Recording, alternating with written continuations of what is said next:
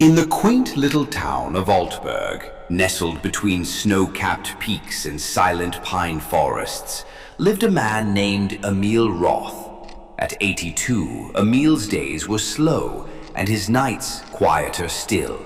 He lived in a small flat above the old watch shop he had once owned.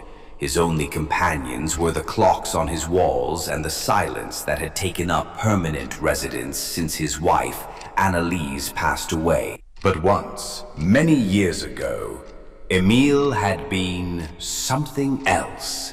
Not a watchmaker, not a lonely widower, but a man who could make pianos weep. A piano tuner by trade, yes, but also a composer, a man who lived in music, who once danced in moonlight with symphonies of his own making. He had stopped playing decades ago.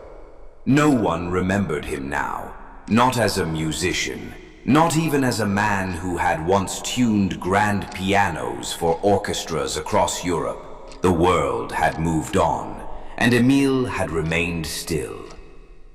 Until the day someone heard his melody again. In a bustling Berlin flea market far from Altberg, a young music producer named Leo browsed through crates of forgotten vinyl records and cassette tapes. Leo was 27, full of dreams and digital beats, but he had a soft spot for analog sound. Something about the hiss, the crackle, the imperfection.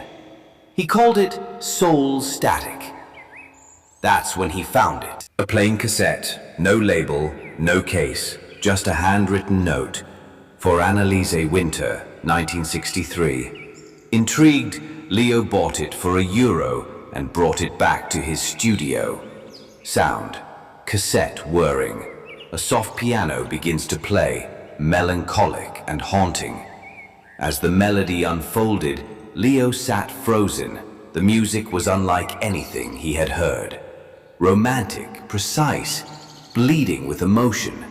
The kind of piece that makes the world fade. He played it again and again. Then he went on a mission to find the man who had composed it. It took weeks. Forums, message boards, music history groups, and finally a name surfaced from an old tuning manual archive. Emil Roth, piano tuner, composer, unpublished, based in Altberg. Leo didn't wait. He packed his recording gear, his camera, and 2 train tickets. He convinced his girlfriend Maya, a documentary filmmaker, to come along.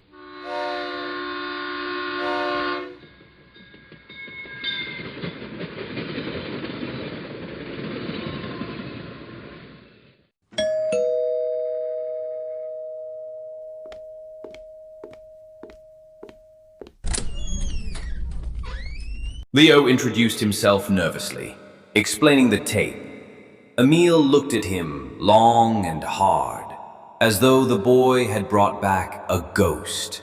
And then Emil said, "That melody, I wrote it for my wife, Anneliese. She passed in '98. I never played it again." Leo asked for permission to record it, to remaster it, to share it with the world. Why now? It's a forgotten thing. Because it still speaks. It still matters. And something changed in Emil's eyes, a tiny spark.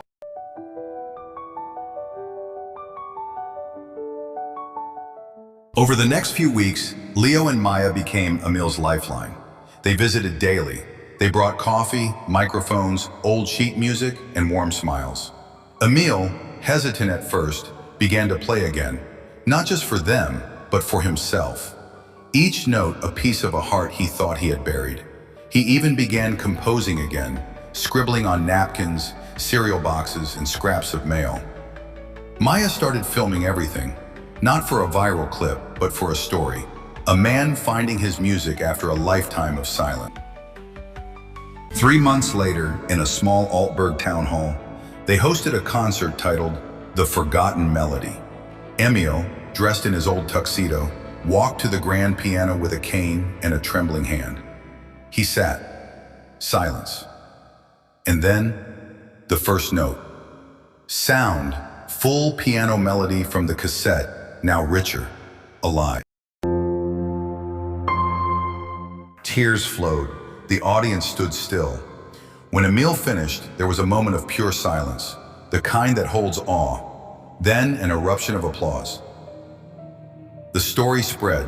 Interviews, online features, even a call from a Berlin conservatory asking Emil to give a masterclass. But Emil didn't care for fame. Emil, I just wanted her to hear it one last time. Maybe she did. Music doesn't age, it waits like love, like memory. Sometimes it just needs someone to press play again. Emil Roth passed away 2 years later, peacefully in his sleep, with a pencil in hand and a new melody unfinished on his nightstand. But his music lives on, in schools, playlists, and hearts. And somewhere, in a quiet town tucked between snow and pine, the echo of a forgotten melody still dances in the wind.